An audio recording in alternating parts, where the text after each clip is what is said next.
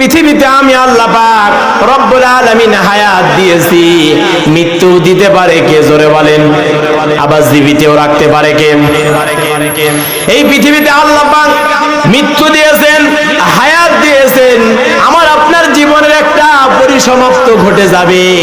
আজ হোক কাল হোক আমরা কবরের বাসিন্দা হয়ে যাব। আজরাইল আমাদের শিয়রে হাজির হয়ে যাবে। মৃত্যুটা আমাকে আপনাকে বরণ করতে হবে, মৃত্যুকে আমাকে আপনাকে গ্রহণ করবে। আল্লাহ পাক আজরাইলকে যখন পাঠায় দিবেন, আজরাইল আমাদের শিয়রের সামনে চলে আসবেন, পাশে বসবেন। আজরাইলকে দেখে আমাদের চক্ষুটা উল্টায়া যাবে।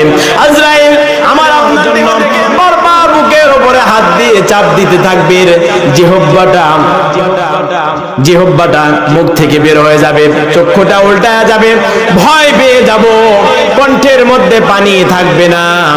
আল্লাহ পাকের দিকে তাকিয়ে থাকব, ভয় পেয়ে যাব।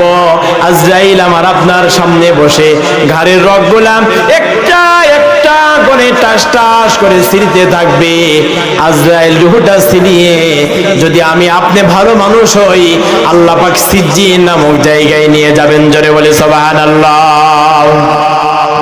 আর যদি আমি আপনি বদকার মানুষ হই, আমি আপনি যদি অপরাধী মানুষ হই, আমি আপনি যদি আমল না করি, আল্লাহর ক্ষমতায় আল্লাহর পাওয়ারে যদি বিশ্বাসী না হই, তাহলে আমাকে আপনাকে এই রূহটাকে আজরাইল যখন আল্লাহর কাছে নিয়ে যাবে, আল্লাহ পাক রব্বুল আলামিন এই রূহটাকে সিজ্জিন নামক একটি জায়গায় নিয়ে যাবে।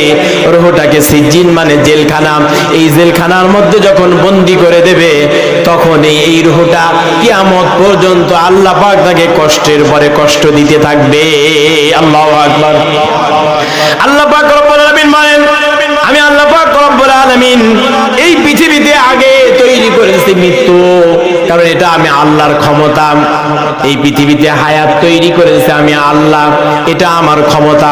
বলেন তো দেখি, পৃথিবীর হাজারো মানুষ আছে, ডক্টর আছে, বিজ্ঞানী আছে, পৃথিবীতে ইঞ্জিনিয়ার আছে, মানব দেহের জন্য ডাক্তার তৈরি আছে, বড় বড় বিশ্ববিদ্যালয় থেকে পড়ালেখা করে বাংলাদেশে এসেছে। আপনি যদি 1 বছরের জন্য মেয়াদ বাড়িয়ে নিতে চান, বলেন পারবেন কি? 1 মুহূর্তের জন্য পারবেন না। এই যে আমরা দেখেছি বাংলাদেশের কত বড় বড় ধনী ধনী মানুষ, যমুনা গ্রুপের মালিক বেটা যখন মারা যাচ্ছিলেন, হাসপাতালের বেডে শায়িত শুয়ে আছেন। যমুনা গ্রুপের মালিক ডাক্তার ছিল হিন্দু, হিন্দু ডাক্তারকে ডাক দিয়ে বলতেছে, ডাক্তার আমি যমুনা গ্রুপের মালিক, আমার বুকের মধ্যে খুবই ব্যথা, সুতরাং তুমি আমার অসুখটাকে ভালো করে দাও। যদি আমি জীবন ফিরে পাই, তাহলে আমার যমুনা গ্রুপের অর্ধেক সম্পত্তি তোমাকে লিখে দেব। ডাক্তার ছিল হিন্দু, বেচারা ডাক দিয়ে বলে, স্যার হায়াত মউতের মালিক আমি না, হায়াত মউতের মালিক হচ্ছে আমার আল্লাহ, সুতরাং ওই আল্লাহর কাছে আপনি হায়াত চান। কথা বলেন ঠিক কিনা? হায়াতের মালিককে ধরে বলেন, মউতের মালিককে হায়াত দিতে পারে এই ক্ষমতা কার? হাজারো ওষুধ দিয়ে, হাজারো ডাক্তার দিয়ে, হাজারো প্রেসক্রিপশন দিয়ে বড় বড় হসপিটালে নিয়ে এই রূহকে আবার কি ফিরিয়ে আনা যাবে ভাই? যাবে না। পৃথিবীতে আল্লাহ পাক রব্বুল আলামিন এই ক্ষমতা কাউকে দেন নাই। এই পৃথিবীতে যারা এসেছে প্রত্যেককেই মৃত্যু বরণ করা লেগেছে। কথা বলেন ঠিক কিনা? আল্লাহ পাক রব্বুল আলামিন এই পৃথিবীতে মানুষদেরকে মৃত্যু ঘটায়া দিয়েছে। মৃত্যু যে হবে, মৃত্যুটা যে হক, আল্লাহ পাক রব্বুল আলামিন বলেন, এই পৃথিবীতে আমি আল্লাহ পাক রব্বুল আলামিন মৃত্যুটা ঘটায় দেব, মানুষদের মৃত্যুটা হয়ে যাবে। কারণ মৃত্যুটা হচ্ছে আমি আল্লাহর পাওয়ার। জোরে বলেন কার পাওয়ার? এই পৃথিবীতে আমি আপনি হাজারো ক্ষমতা দেখালাম, হাজারো পাওয়ার দেখালাম, আল্লাহ নাফরমানি দেখালাম, গরিবের হক মারলাম, মানুষকে কষ্ট দিলাম, বকা দিলাম, মানুষকে হত্যা করলাম। আমাকে পৃথিবীতে কেউ কিছু বলে না। আল্লাহ আছে না নাই? আজ হোক কাল হোক আল্লাহর কাছে কিন্তু আমাকে আপনাকে ধরা খেতে হবে। কথা বলেন ঠিক কিনা? আল্লাহ পাক রব্বুল আলামিন এই জন্য বলেছেন, পৃথিবীর মানুষেরা সতর্ক হয়ে যাও, কেননা তোমার তো মৃত্যু হয়ে যাবে, তুমি তো মৃত্যু বরণ করবে। আল্লাহ পাক রব্বুল আলামিন একটি কথা একবার নয়, দুইবার নয়, কোরআনুল কারীমের ভিতরে তিনবার বলেছেন। জোরে বলেন কয়বার বলেছেন? এই পৃথিবীতে কোন মানুষ যদি চাকর তার গোলামকে বলে, আব্বা তার সন্তানকে যদি বলে, মা যদি তার ছেলেকে বলে, এই পৃথিবীতে মনিব তার রাখালকে যদি একবার একটা কথা বলে, তাহলে সে ভালোভাবে নেয় না, যেটা সিরিয়াস না। দুইবার যদি বলে, সেটাও সিরিয়াস ভাবে নেয় না। একটি কথাই তিনবার যদি বলে, তাহলে বুঝতে হবে একই কথা আমাকে ডেকে তিনবার বলেছে, অবশ্যই এই কথাটা গুরুত্বপূর্ণ কথা। বলেন ঠিক কিনা? এই পৃথিবীতে আমরা দেখেছি বাংলাদেশের পার্লামেন্ট, জাতীয় সংসদ ভবন থেকে মাননীয় স্পিকার যিনি ছিলেন, ডেপুটি স্পিকার ছিলেন, সংসদের মধ্যে কোনো কিছু যদি বাজেট পাস করতে হয়, তাহলে তিনি একবার নয়, দুইবার নয়, তিনবার বলেন। জোরে বলেন কয়বার বলেন? তিনবার বলে। হ্যাঁ জয়যুক্ত হয়েছে, হ্যাঁ জয়যুক্ত হয়েছে, হ্যাঁ জয়যুক্ত হয়েছে। কয়বার বলে? জোরে বলেন। তিনবার বলে। একবার দুইবার নয়, তিনবার বলে। তিনবার এই কথাটা কেন বলেন? আল্লাহ পাক রব্বুল আলামিন একই কথা তিনবার বলেছেন, কারণ তিনবার যদি কোনো কথা বলা হয়, অবশ্যই এই কথার গুরুত্ব আছে না নাই? আল্লাহ পাক রব্বুল আলামিন কোরআনের ভিতরে সে কথাই তিনি একবার নয়, দুইবার নয়, একটি মাত্র কথা গোটা কোরআনের মধ্যে আল্লাহ পাক তিনবার বলেছেন। জোরে বলেন কয়বার? একবার বলেছেন সূরা আলে ইমরানের 185 নম্বর আয়াতে কারিমার মধ্যে, দুই নম্বরে বলেছেন সূরা আম্বিয়ার 35 নম্বর আয়াতে কারিমার মধ্যে, তিন নম্বরে আল্লাহ পাক রব্বুল আলামিন একই কথা সূরা আনকাবুতের 57 নম্বর আয়াতে কারিমার মধ্যে পৃথিবীর মানুষদেরকে জানায় দিচ্ছেন। আল্লাহ পাক রব্বুল আলামিন বলতেছেন, কুল্লু নাফসিন যায়িকাতুল মাউত ওয়া ইন্নামা তুওয়াফাউনা উজুরাকুম ইয়াওমাল কিয়ামা ফামান যুহজিহা আনিন নার ওয়া উদখিলাল জান্নাতা ফাকাদ ফাজ ওয়া মাল হায়াতুদ দুনিয়া ইল্লা মাতাউল গুরুর। আল্লাহ পাক বলেন, কুল্লু নাফসিন যায়িকাতুল মাউত। ও পৃথিবীর বান্দা বান্দিরা, যাদের হায়াত আছে, যাদের হায়াত আছে, যাদের জীবন আছে, যাদের রূহ আছে, যাদের আত্মা আছে, অন্তর আছে, কলব আছে, তাদের প্রত্যেককেই মৃত্যুর স্বাদ গ্রহণ করা লাগবে। কথা বলেন ঠিক কিনা? মৃত্যু হয়ে যাবে, মৃত্যুটা ঘটে যাবে, এটা আল্লাহ পাক রব্বুল আলামিনের পাওয়ার। এই পৃথিবীতে আল্লাহ পাক যত নবী রাসূলকে পাঠিয়েছেন, প্রত্যেকটি নবী রাসূলকেই কিন্তু আল্লাহ পাক মৃত্যু ঘটিয়েছেন। কথা বলেন ঠিক কিনা? কেননা মৃত্যুটা একটা সেতু, মৃত্যুটা হচ্ছে একটা ব্রিজ। মৃত্যুটা কেন হবে? আমরা অনেকেই মৃত্যুকে ভয় পাই। কথা বলেন ঠিক কিনা? অথচ আল্লাহ পাক বলেছে মুমিন কখনো মৃত্যুকে ভয় পায় না, কারণ মুমিন মৃত্যু বরণ করে তার রবের সাক্ষাতের জন্য, দিদারের জন্য। জোরে বলে সুবহানাল্লাহ। যদি ভালো কাজ করি, যদি ভালো আমল করি, নেক কাজ যদি আমি আপনি করি, নেকির কাজ যদি আমি আপনি করে ফেলতে পারি, আল্লাহ পাক রব্বুল আলামিন আমার আপনার জন্য সাক্ষাৎ করার জন্য, দিদার করার জন্য, আমাকে আপনাকে আল্লাহ পাকের সুবিন্যস্ত সুন্দর জান্নাত দেওয়ার জন্য আল্লাহ পাক রব্বুল আলামিন তার দিদার করাবেন। জোরে বলি সুবহানাল্লাহ।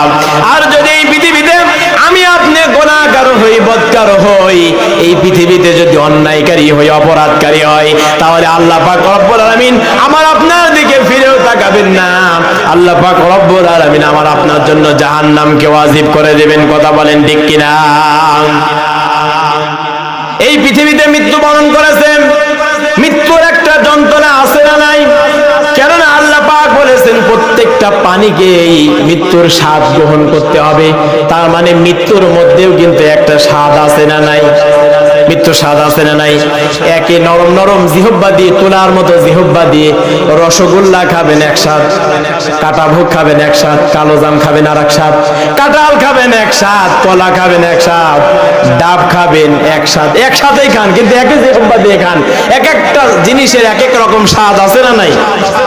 তাহলে এক একটা জিনিসের পৃথিবীতে এক একটা স্বাদ আল্লাহ পাক রব্বুল আলামিন আমাকে আপনাকে জিহ্বা দিয়েছে, জিহ্বার মধ্যে আমি আপনার স্বাদ পেলাম।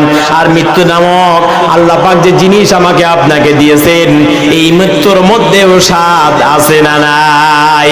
তার মানে বোঝা যায় মৃত্যুর মধ্যেও স্বাদ আছে।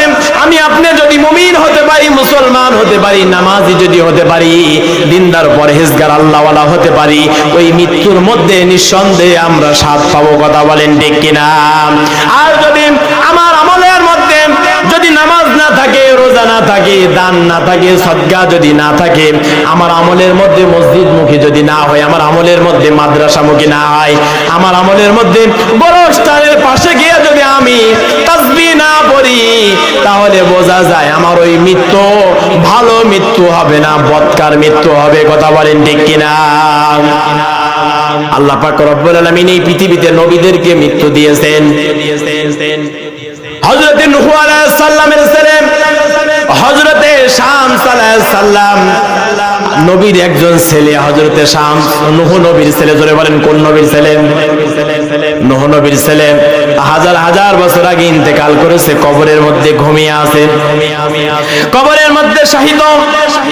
হযরত ঈসা আলাইহিস সালামকে আল্লাহ পাক রব্বুল আলামিন এই পৃথিবীতে এমন ক্ষমতা দিয়েছিলেন, এমন শক্তি দিয়েছিলেন, তিনি যে নবী আল্লাহ পাক রব্বুল আলামিন তাকে এটা মুজিজা দিয়েছিলেন। হযরত ঈসা আলাইহিস সালাম কোন কবরের পাশে গিয়ে যদি একবার হুকুম বিইজনিল্লাহ বলতেন, কোটি কোটি বছর আগে ইন্তেকাল করে কবরের মধ্যে ঘুমিয়ে আছে হযরত ঈসা আলাইহিস সালাম, কবরের পাশে একবার হুকুম বিইজনিল্লাহ বলার কারণে কবরের মানুষ কবর থেকে সঙ্গে সঙ্গে উঠে দাঁড়াতো। জোরে বলি সুবহানাল্লাহ। হযরত ঈসা আলাইহিস সালাম আল্লাহর কাছে দোয়া করেন, আল্লাহ আমি একটু টেস্ট করতে চাই, পরীক্ষা করতে চাই। এই পৃথিবীতে তুমি নবীদেরকে মুজিজা দিয়েছো, নবীদেরকে তুমি ক্ষমতা দান করেছো, আমি আজকে একজন মৃত ব্যক্তিকে আমি একটু ওঠাতে চাই। আল্লাহ পাক রব্বুল আলামিন বললেন, আমার পয়গম্বর ঈসা যান, আমি আপনাকে ক্ষমতা দিয়ে দিলাম। হযরত ঈসা আলাইহিস সালাম রাস্তা দিয়ে হাঁটতে হাঁটতে একটা কবরস্থান পেলেন। কবরস্থান পাওয়ার পরে আমি যখন কবরের পাশে গেলাম, কবরের পাশে যাওয়ার পরে আমি ঈসা আলাইহিস সালাম কবরের পাশে যাওয়ার পরে একবার বললাম কুম বিইজনিল্লাহ, সঙ্গে সঙ্গে কবর থেকে একজন বান্দা উঠে আমাকে সালাম দিল, আসসালামু আলাইকুম ইয়া আম্মি। হযরত ঈসা আলাইহিস সালাম বললেন, ওগো কবরবাসী, আমি বললাম কুম বিইজনিল্লাহ, আল্লাহর ক্ষমতায় তুমি কবর থেকে জিন্দা হও, কিন্তু কবর থেকে জিন্দা হওয়ার পরে তুমি আমি ঈসাকে সালাম দিলে, আবার তুমি আমাকে বললে ইয়া আম্মি, আমাকে চাচা বলে সম্বোধন করলে, আমি তোমার চাচা, তুমি কে গো বাবা, তুমি কে? হযরত শামস আলাইহিস সালাম কবর থেকে উঠে হযরত ঈসা আলাইহিস সালামকে বললেন, আপনি তো আমার চাচাই হন, আমি তো আপনাকে চাচাই বলবো। বলল তুমি কে? বলল আমি আপনার ভাই, কারণ এক নবী আর এক নবীর ভাই, আপনি হচ্ছেন ঈসা আলাইহিস সালাম আর আমার আব্বা হচ্ছে হযরত নূহ আলাইহিস সালাম, আমি নূহ আলাইহিস সালামের ছেলে হযরত শামস আলাইহিস সালাম। জোরে বলে সুবহানাল্লাহ। এজন্য আমি আপনাকে চাচা বলে সম্বোধন করেছি। হযরত ঈসা আলাইহিস সালাম বললেন, তুমি যেহেতু আমাকে চাচা বলে সম্বোধন করেছো, রে শামস, আমি তোমাকে কবরের মধ্যে তুমি কিভাবে জানলে আমি ঈসা নবী? তোমার কবরের পাশে এসে আমি তোমাকে ডাক দেব। ভিতর থেকে শামস আলাইহিস সালাম হযরত ঈসা আলাইহিস সালামকে ডাক দিয়ে বলেন, আমার চাচা, আমার আব্বা নূহ নবী আমাকে বলেছিল, শামস, কোটি কোটি বছর কবরের মধ্যে থাকার পরে তোমার সামনে তোমার চাচা আমার ভাই হযরত ঈসা আলাইহিস সালাম কবরের পাশে এসে তোমাকে একবার ডাক দিবে, তখন তুমি আল্লাহর হুকুমে জিন্দা হবা পৃথিবীতে আরেকবার। জোরে বলি সুবহানাল্লাহ। সুতরাং আমার চাচা ঈসা, আমি আল্লাহর হুকুমে আজকে জিন্দা হয়েছি, আপনার সামনে হাজির হয়েছি। হযরত ঈসা আলাইহিস সালাম বললেন, চাচা গো, আপনি আমাকে কি বলতে চান? হযরত ঈসা আলাইহিস সালাম বললেন, ভাতিজা আমার হযরত শামস, আমি তোমাকে তিনটা প্রশ্ন করতে চাই। হযরত শামস আলাইহিস সালাম বললেন, চাচা গো, আপনি নিঃসন্দেহে আমাকে তিনটা প্রশ্ন করতে পারেন। হযরত ঈসা আলাইহিস সালাম শামস আলাইহিস সালাম